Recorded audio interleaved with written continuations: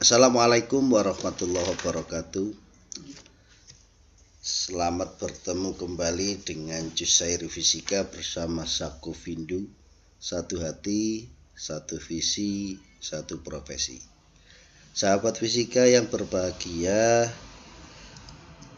kali ini kita akan melanjutkan pokok bahasan kita tentang alat optik bagian yang keempat, yaitu tentang teropong. Masih dalam KD yang sama 3.11 menganalisa cara kerja alat optik menggunakan sifat pemantulan dan pembiasan cahaya oleh cermin dan lensa. Sedangkan KD efektifnya membuat karya yang menetapkan prinsip pemantulan dan pembiasan pada cermin dan lensa. Indikator yang dimunculkan pada pokok bahasan kali ini yaitu menganalisis tentang prinsip pembentukan bayangan dan pembesaran pada teropong, membuat teropong sederhana secara berkelompok maupun secara individu. Sahabat fisika sekalian, kita masih membahas tentang alat optik sekedar untuk mengingatkan kembali ingatan kita bahwa alat optik adalah alat-alat yang menggunakan lensa dan memerlukan cahaya dalam prosesnya.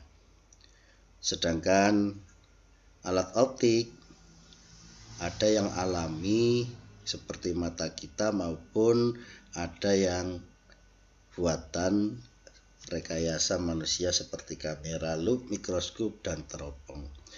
Maka pada pembahasan kali ini kita fokuskan perhatian kita kepada alat optik teropong.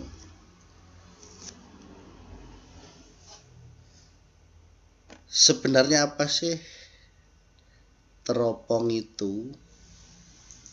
Teropong itu adalah alat optik yang terdiri dari dua lensa positif, yaitu lensa objektif yang dengan objek dan lensa okuler yang dengan mata, yang dipergunakan untuk melihat benda-benda yang sangat jauh. Tapi inti pokoknya bahwa teropong kalau kita bandingkan dengan mikroskop, maka untuk teropong lensa objektifnya memiliki fokus lebih besar daripada fokus lensa okuler. Sedangkan kalau kemarin kita bicara tentang mikroskop, itu kebalikannya. Teropong sendiri itu banyak jenisnya, maka nanti kali ini yang kita bahas yaitu tentang teropong bintang, teropong bumi, teropong panggung, maupun teropong pantul.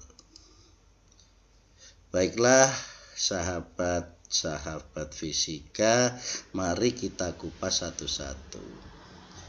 Yang pertama yang kita bahas adalah teropong bintang. Sesuai dengan namanya, maka teropong bintang itu adalah teropong yang digunakan untuk melihat benda-benda langit yang sangat jauh.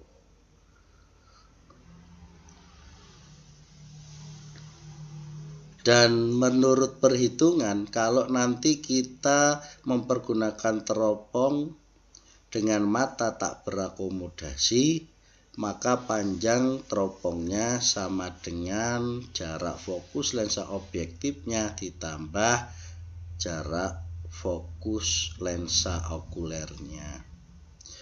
Sedangkan pembesaran untuk mata tak berakomodasi sama dengan jarak fokus objektif dibagi jarak fokus okuler. Tapi kalau kita mempergunakan mata berakomodasi maksimum, maka panjang teropongnya itu sama dengan F objektif ditambah S okuler, sedangkan pembesarannya sama dengan F objektif dibagi S okuler. Baiklah, yang di depan itu adalah gambar tentang teropong bumi, maksud saya teropong bintang. Maka perjalanan sinarnya dapat kita tinjau sebagai berikut. Di depan kita sudah saya tampilkan gambar perjalanan sinar. Itu adalah perjalanan sinar terbentuknya bayangan pada teropong bintang.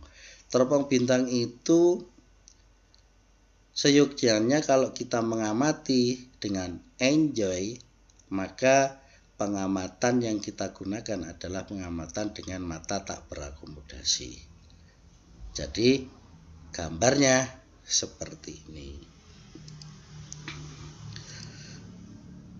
Mari kita telaah pelan-pelan bahwa yang kita amati itu adalah benda yang sangat jauh, sehingga kalau ada benda yang sangat jauh ditangkap oleh lensa objektif, maka bayangannya adalah berada di fokus lensa objektif.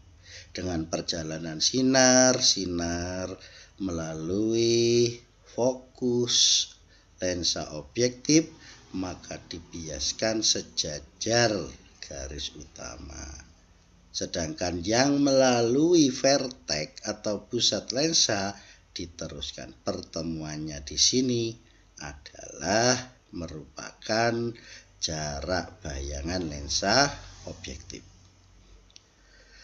Karena bendanya jauh tak terhingga, maka bayangannya berada di titik fokus. Lah, bayangan benda dari lensa objektif ini menjadi benda untuk lensa okuler. Ya. Karena pengamatannya itu menggunakan mata tak berakomodasi, maka nanti jarak S okulernya itu sama dengan jarak fokusnya untuk lensa okuler. Sehingga perjalanan sinarnya hampir sama karena sama-sama lensa positif, sejajar sumbu utama dibiaskan melalui titik fokus, sedangkan melalui vertek diteruskan. Jadi nanti diperoleh bayangan jauh tak terhingga. Sehingga kalau ditanya untuk mata tak berakomodasi seperti ini, maka jarak fokusnya tidak lain sama dengan seperti yang saya ungkapkan tadi, sama dengan panjangnya fokus lensa objektif ditambah fokus lensa okuler. Lah, pembesarannya ya sama dengan ini, F objektif dibagi F okuler. Begitulah tentang jalan bayangan untuk teropong bintang. Maka yang enjoy mata kita, maka pengamatannya menggunakan mata tak berakomodasi.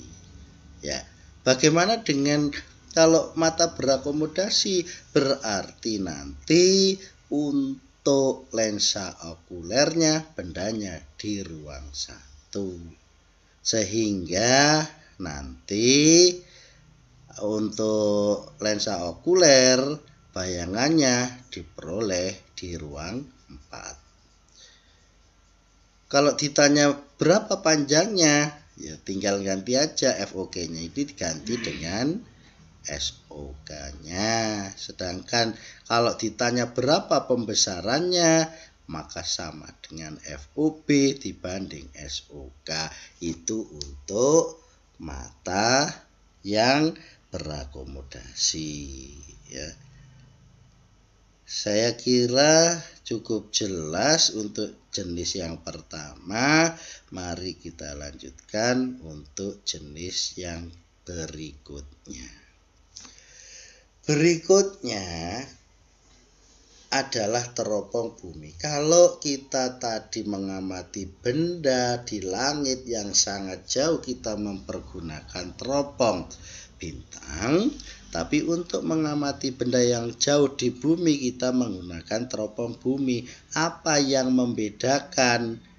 Yang membedakan adalah di teropong bumi ini terdapat lensa pembalik. Jadi nanti diharapkan untuk teropong bumi ini dengan adanya lensa pembalik, maka nanti dihasilkan gambar yang tegak. Jadi kesimpulannya bahwa teropong bumi ini memiliki 3 lensa. Yang pertama lensa objektif, yang kedua lensa okuler, sedangkan yang berfungsi sebagai pembalik adalah lensa positif juga. Maka kalau ditanya berapa panjang teropongnya, ya sama dengan F objektif ditambah F okuler ditambah 4F pembalik.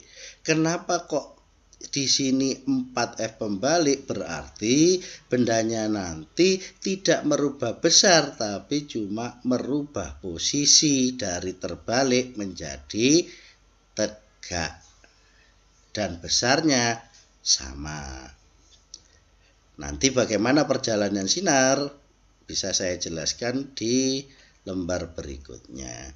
Sedangkan pembesarannya untuk mata berakomodasi sama dengan FOB per SOK. Untuk mata tak berakomodasi adalah FOB per FOK. Jadi yang membedakan dengan teropong bintang cuma panjang teropongnya saja. Baiklah, mari kita tinjau perjalanan sinarnya. Jadi seperti yang saya jelaskan tadi, bahwa untuk teropong bumi ini yang membedakan dengan teropong angkasa atau bintang adalah pembalik.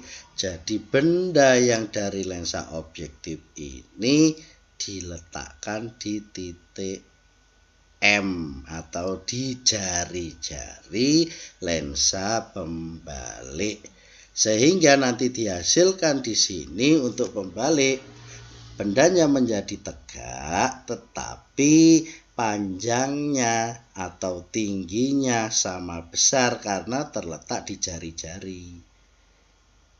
Nah, dan dari bayangan untuk pembalik ini dilanjutkan dengan lensa okuler sebagai benda lensa okuler. Jadi nanti bayangan terakhir diperoleh maya dan tegak diperbesar. Jadi inti pokoknya atau bedanya teropong bintang dengan teropong bumi adalah di lensa pembalik.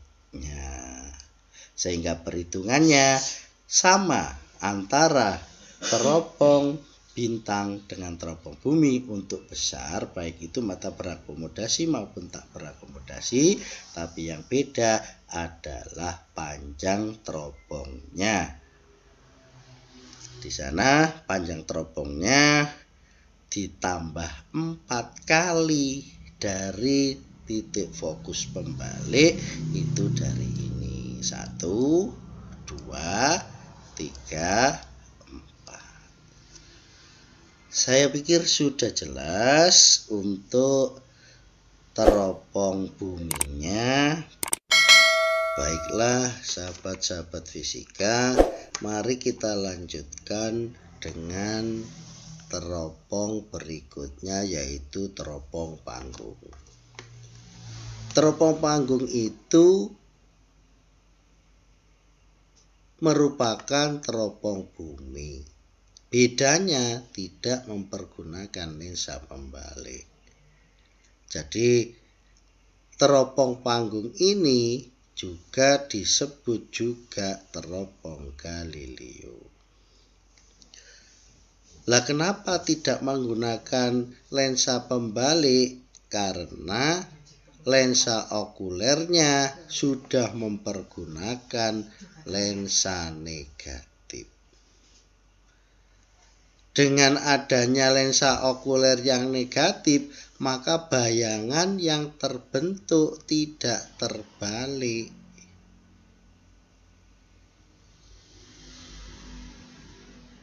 Dan panjang teropongnya untuk lensa panggung ini sama dengan fokus lensa objektif dikurangi lensa okuler.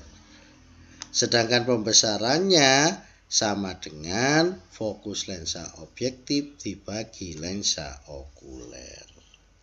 Lah bagaimana perjalanan sinarnya kok tidak mempergunakan lensa pembalik untuk teropong panggung ini? Maka bisa dijelaskan dengan perjalanan sinar seperti pada gambar. Benda diamati dari titik jauh tak terhingga, maka nanti diperoleh bahwa bayangan untuk lensa objektif jarak bayangannya itu sama dengan fokus lensa objektif. Selanjutnya, benda yang di titik fokus lensa objektif ini merupakan benda maya untuk lensa okuler.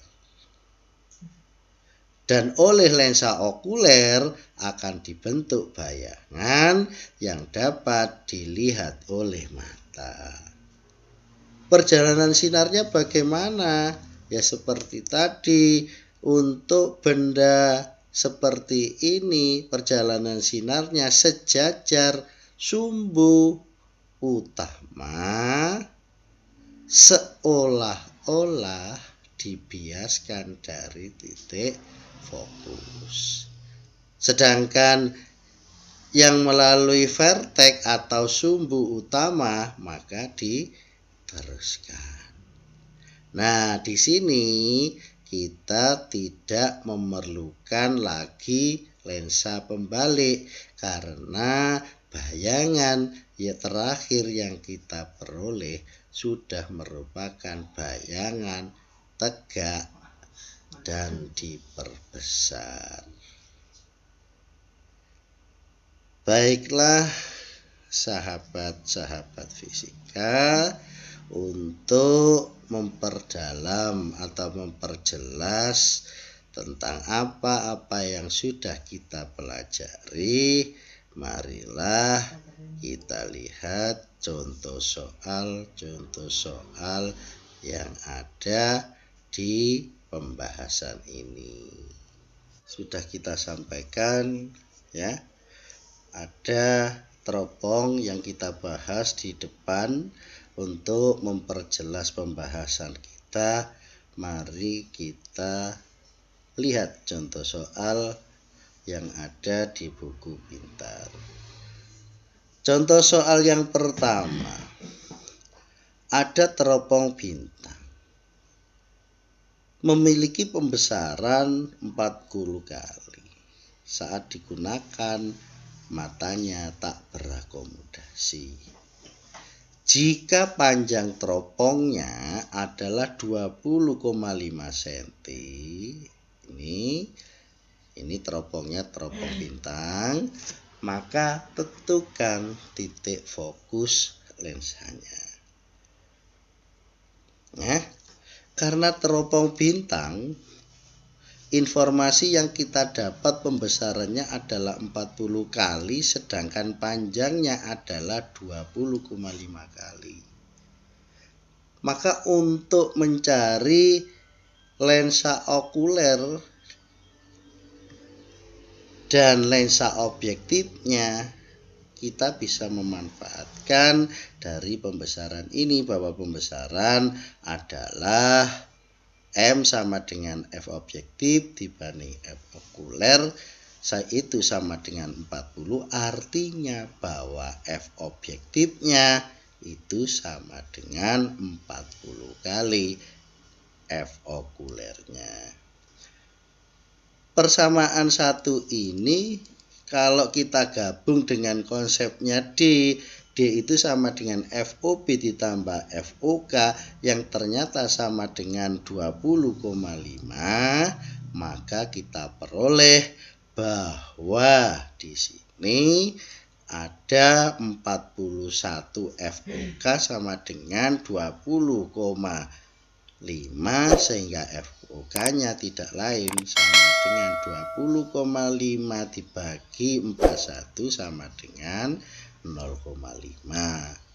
Nah, FOK-nya sudah ketemu 0,5 sedangkan pembesarannya 40, artinya FOB itu kan tidak lain M dikalikan FOK, maka sama dengan 20. Jadi dari perhitungan ini kita bisa menentukan bahwa titik fokus lensa objektifnya adalah 20 cm. Sedangkan titik fokus untuk lensa okulernya adalah 0,5 cm. Begitulah contoh soal pertama yang bisa kita analisa bersama. Dari contoh ini kita sudah memiliki gambaran untuk hubungan teropong bintang, hubungannya antara F objektif dan F okuler. Baiklah sahabat-sahabat fisika yang berbahagia, mari kita coba lagi atau kita analisa lagi contoh soal untuk teropong bumi di bawah ini biar kita tambah mantep. Contoh soal yang kedua, ini dari buku pintar soal 12.12 ya. Ada seorang mengamati objek pada jarak 1 km, berarti kan ini jaraknya jauh, dengan menggunakan teropong bumi. Jika jarak fokus lensa objektifnya itu 40,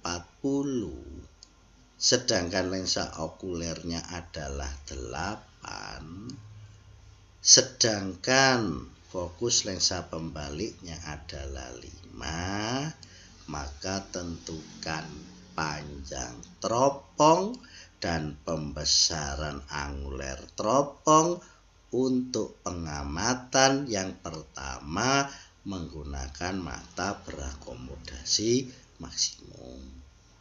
Yang kedua untuk mata tak berakomodasi. Baiklah, kalau dari soal kita analisa, objeknya itu kan jauh 1 km. Itu artinya bahwa bendanya sangat jauh. Kalau bendanya sangat jauh sama artinya bahwa S objektifnya itu sama dengan tak terhingga. Kalau S objektifnya sama dengan tak terhingga, maka bayangannya, jarak bayangannya pada lensa objektif pasti sama dengan fokusnya. Ini informasi kita yang pertama. Padahal dari informasi soal itu FOB-nya 40, FOK-nya 8 cm, sedangkan fokus pembaliknya 5 cm. Jangan lupa di situ bahwa F objektifnya itu selalu lebih besar daripada F okulernya. Ini kan sifat daripada teropong. Kalau kebalik itu sifat daripada mikroskop. Sehingga untuk mata yang berakomodasi maksimum, maka jarak S okuler aksennya atau bayangannya itu kan sama dengan min jarak terdekatnya atau min 25. Maksudnya terdekat di sini adalah jarak terdekat yang masih dapat dilihat oleh mata dengan normal, berarti punktum proksimum. Sehingga kalau kita hitung SOK-nya itu kan sama dengan FOK, SOK aksen min FOK. Ini kalau bingung ini rumus dari mana, dari penurunan super F itu ya, kita langsung, maka kita peroleh bahwa SOK-nya atau jarak benda pada lensa okulernya sama dengan 6,1. Sehingga panjang teropongnya sama dengan FOB ditambah FOB ditambah SOK. Kenapa SOK? Jawabannya mata berakomodasi maksimum. Sehingga di sini adalah SOK bukan FOK. Ya. Sehingga kalau kita masukkan 40 ditambah 4 kali 5 ditambah 6,1, jawabannya 66,1 cm. Pembesarannya FOB per SOK sama dengan 40 dibagi 6,1, 6,7 kali. Sedangkan untuk mata tak berakomodasi, maka SOK aksennya atau jarak bayangannya itu sama dengan min PR atau min tak terhingga. Kalau bayangannya di titik tak terhingga, maka bendanya, jarak bendanya di lensa okulernya sama dengan jarak fokusnya. Sehingga panjang teropongnya sama dengan FOB ditambah 4 FP plus FOK. FOB jarak fokus objektif, FP itu jarak fokus pembalik, FOK itu jarak fokus okulernya. Berarti 40, 4 kali 5 tambah 8, maka jawabannya 68 cm. Bagaimana dengan pembesarannya? Maka sama dengan FOB per FOK. Sama dengan 40 per 8 sama dengan 5 kali. Kalau kita amati, apa yang membedakan untuk pengamatan dengan mata tak berakomodasi dengan mata yang berakomodasi maksimum? Maka pembahasannya atau yang membedakan adalah SOK-nya. Kalau di pembahasan sebelahnya ini SOK-nya sama dengan FOK karena matanya tak berakomodasi, artinya bayangan di lensa okuler sama dengan tak terhingga. Itu yang membedakan, sehingga baik panjang maupun pembesarannya untuk mata berakomodasi maksimum kita mempergunakan SOK, sedangkan untuk mata tak berakomodasi mempergunakan FOK. Begitulah sahabat-sahabat fisika yang bisa saya sampaikan. Moga-moga bermanfaat. Kurang lebihnya mohon maaf. Saya akhiri. Wassalamualaikum warahmatullahi wabarakatuh.